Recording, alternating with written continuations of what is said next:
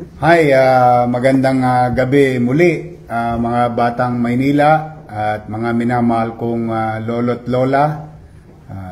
Pasensya na kayo sa abala, no? Mag-alas 7 na yata ng 6:36 ng gabi ngayon dito sa City Hall. Kaya po ako nag-talk to the people ngayon dahil nais ko lamang magpasalamat muna, no, sa isang netizen natin, no, na si Victor Acero. Ito yung post ni Victor Acero. Yan. Tinag ako ng mga commentaries. Dahil ito may insidente kaninang umaga? Kahapon ng umaga. Sikat na sikat ka na. May isa pong tolongges na tricycle driver o sidecar boy. Ewan ko kung ano tinira nito. Baygon ng tinira nito eh. Ito po yung video. Baka lang napanood nyo na. Tingnan nyo po yung kalsada. Imbis na una, counterflow na. Two-way po yan eh. Yung Quezon, papuntang Herbosa.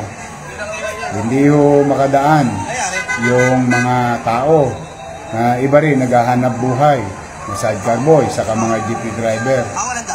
Inawat ito. Pinagsabihan. Tingnan nyo po ginawa. Atras na, tropa, atras. Atras na kayo. Pinapatras. Hindi tayo makadaan sa pare-pareho. Okay lang daw sa kanya. Hindi sila makadaan. Pag-inan nyo kayo mga pag-lobot kayo, huwag na kayo mabiyahe ha.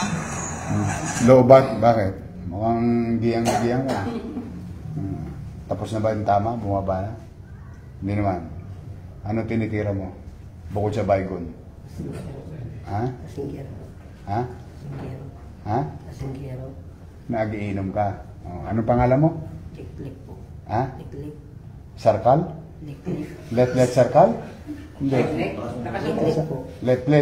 Ba't ang hina ng boses mo ngayon? Dito, lakas-lakas ng boses mo. Ha? Gusto ko lang ipagpasalamat do sa ating netizen na concern, no? Concern siya na may mga ganitong klaseng driver. Ako, sa totoo, habang dinidisiplina ko ang lungsod, ako naman, nilalagyan ko naman ng puso. Inuunawa akong pilit. Tricycle driver, sidecar boy, vendor. Pinipilit ko kayong unawain. Bagamat maraming nagrereklamo sa inyo, pinagkakasya-kasya ko ang pamahalaan. May mga bagay na non-negotiable, o may mga bagay naman na okay, pwede pa natin pikitan ng matayan pero disiplinahin natin. The same thing to tatlong gulong. Marami nagrereklamo na haragan o parang binabaliwala ng mga sidecar boy na katulad ko yung kalsada. O isa na nga to. Let? Liklik po. Lek. Lek ka ng nenang mo eh. Ito po yung tolongges. Gusto ko lang iarap sa inyo na ito hindi ko kinukonsinti. Baka lang nakalimutan ni Leklek na may bago ng gobyerno sa Maynila. Bago pa kumalat-kalat yan kung saan, I just wanted to address yung concern ng ating mga kababayan at saka yung ating netizen na ipinagmamalasakit ang gobyerno ng Maynila. Ipinagmamalasakit yung ating mga kalsada at kaayusan. Yung mga katulad nito, ito yung mga dapat na dinidisiplina natin. Paano yan? Nirereklamo ka ng taong bayan. Nangihingi po ako ng pasensya. Ano? Nangihingi po ako ng pasensya sa mga nabala kong driver, sa mga taong hindi makadaan po. Yung pasensya sa bakery, masarap yun. Nakakain ka na ba ng pasensya? Hindi pa. Sabihin mo sa publiko, anong gusto mo? Hoyo? Mahal na yung mga kalugasa o kasama kong driver, nangingi po ako ng pangumanin sa nagawa kong kasalanan. Pinangangako ko pong hindi na po ako mauulit yung ginawa ko. Ng mga abala. Ang abala sa mga naghahanap buhay o dumadang Eh, ba't mo ba nagawa yun? Anong pumasok sa utak mo? ayaw po nila magparaya eh. Ikaw yung naka-counterflow eh. Counterflow ka eh. Paano yung paparaya? Counterflow yun. Dapat dito ka. Two-way yan eh. Two-way yan eh. O yan o, two-way. Ikaw yung naka-counterflow eh. Pero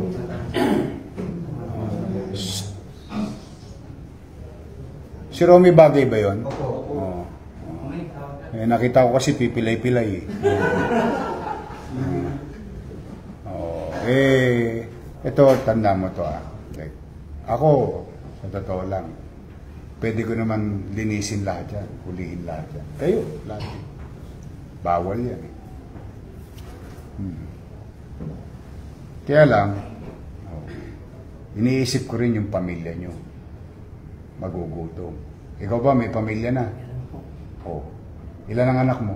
3 po. Eh, paano kung nakulong ka?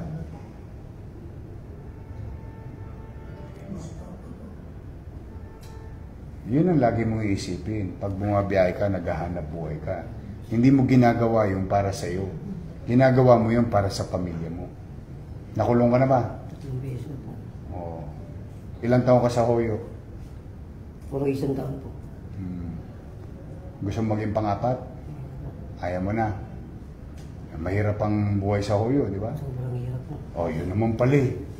Alam mo naman pala eh, pinagbigyan ka na ng estado 3 beses. Oh, kailangan pa bang mahuli kita?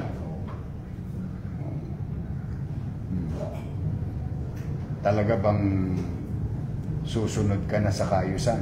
Susunod na po. Ha? Susunod na po. Isipin mo lagi yung anak mo. Swerte ka, nandito tiyahin mo. Oh, pinakikisuyo ka. Yung pinerwisyo mong taong bayan. Oh, ito, nahuli po ito nila Major Apostol. Oh, kalat na pulis sa Maynila, hindi pa kayo natatakot. Ha? Huwag ka nang ulit ha. Opo yun. Sigurado ka? Sigurado po. O papitig na lang. Ayan. Ha? Siguraduhin mo ha. Sigurado po.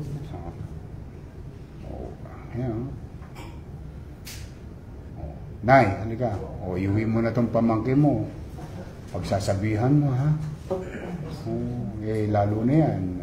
Ayun nga po sir, sabi ko nga po sa kanya, paano kung makulong ka, paano Oo. ang lola mo? Ayun din ang ano ko. May lola din po siyang 80 years old na sir. Ilan taon? 80 po. Oo. Tingnan mo yan. Siya yung... Ang dami palang nakatang sa balikat mo eh. Opo, Simpleng bagay lang yan. Oh. Bigay mo na yabang sa kanila. Hayaan mo sila mayabang. Kung sa tingin mo niyayabang ang kanila. Ang isipin mo, pag bumiyahe ka, may pasahero ka, may pang-boundary ka. Oh.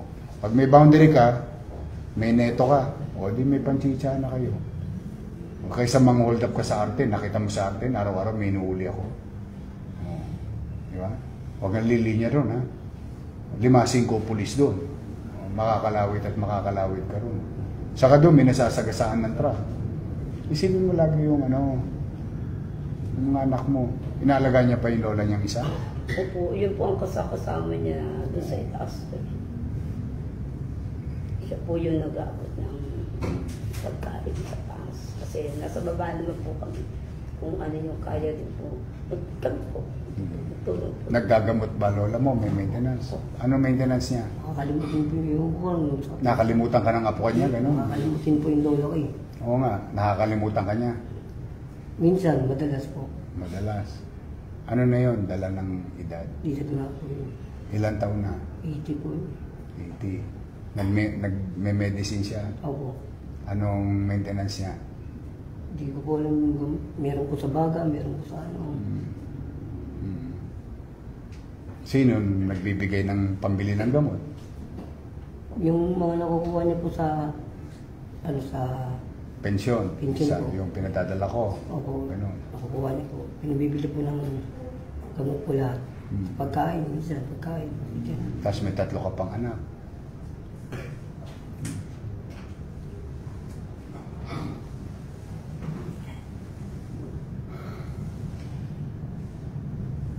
Yung asawa mo nasaan? Hiwalay na po kami. Solo parent ka? Nasa iyo yung bata? Napasyal ko sa kanya pag namamasada ako. Pero nasa iyo lagi? Hmm. Nag-aaral? Tatlo po. Sa Amado? Sa Quezon po. Sa Quezon?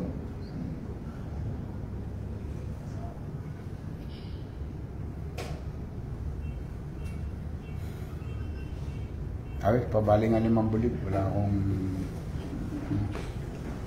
Ay, pera muna.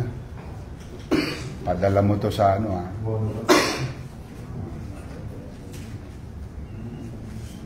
Pengi pang 3. Ay, nangutang pa ako. Nga pala, sweldo ko. 4 na ngayon, ha? Wala pa. Oh. Nay, may maintenance din kayo. Naggagamot ka rin. Wala naman. Ay, salamat sa Diyos. Ilan ang anak mo? 10 na po, sir. Naku, ang sipag ni Mister, ha? Siya may kambal. May kambal ano po. Malalaki na. Opo. Ang ano ko po, 25 years old na po. Ilan ang apo mo? Ayun po. 18. 18. Yes, sir. Oh. Oh, bukas, dali mo lahat sa Jollibee, ha? O, ipasyal mo. Ha? Tabi mo yan. Ha? O, ikaw, ha? Hindi mo ko kailangan makita para magkalimang bulig, ha? O, huwag ka nang uulit. Kasi sa susunod, Tumatutuloy na po. o, ihimas ka na. Ano ka na? Mas malamig yon. O, ito, tabi mo ito 5 bulig. Ipasyal mo yung anak mo. Bili mo ng damit.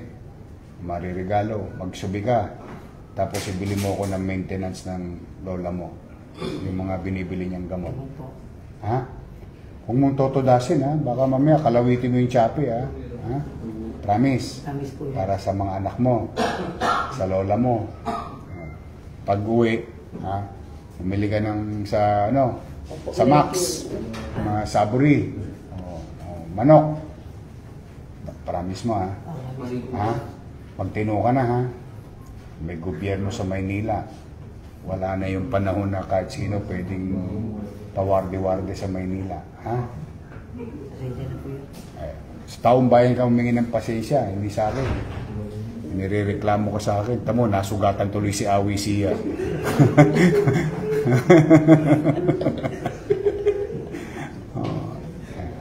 Mag-iingat ka. Mahal ko kayo. Sa totoo lang. Ayaw ko pakulong ng pakulong. Kaya lang anong gusto yung gawin ko. Ayaw niyo magtino. May pananagutan ako sa taong bayan. Kailangan ko tutup din yun. Ang taong bayan naghahangad ng kaayusan. Ay tayo, sumunod na rin tayo. Ha? Salamat yun. Ha? Isipin mo na lang, Pasko ngayon. Pero hindi araw-araw Pasko, ha? O, kaya magtino kayo. Ha? Sige na, Nay, iuwi mo na to. Salamat po. O, salamat sa pakikiisa ninyo. O, nadamay pa yung operator mo. O nga pala, naka-impound yung, ano nito, di ba? O, soli nyo na, kawawa naman yung operator. Binabang ko pa rin tulo eh. Soli nyo na sa operator, nadamay lang yun, kawawa naman. Nagpapaboundary lang yun. Hindi naman niya kasalanan nangyari. Sige, mag-ingat ka. Ha? Sir, maraming salamat. Alagaan mo lola mo, ha? O, kamusta mo ako, ha? Sabi mo sa kanya, I love you. Ha? O, mahal ko yung mga senior citizen. Ha? Maraming po salamat sa pagbibigay Ay. na paunlak na mag-apologize ang pamangking ko. Sa taong bayan, huwag sa akin. Opo. At Teka lang. asahan po ninyo na hindi na po mauulit yan pagsasabihan ko po. May lupa na yun. Maraming salamat po sa inyo. Mayor, salamat. Mukhang sabi ko na hindi naliligo, ha? Ha? Ano mabawasan ang timbang na dito? Hindi, amoy ano eh. Dato puti. Oh. Tama na. Oh. Hindi regalo sa akin to eh. O sa nagregalo sa akin, ha? Pasensya ka na. Para ikaw nasiga sa Quezon. Ikaw ang siga ng disiplina. Ayos ba? Bago ko na. Ito pa isa. O, thank you doon sa nagbigay, ha. O, yan. O, yan. Uwi mo na yan. Maganda yan. Nakita mo sa tindahan binili yan.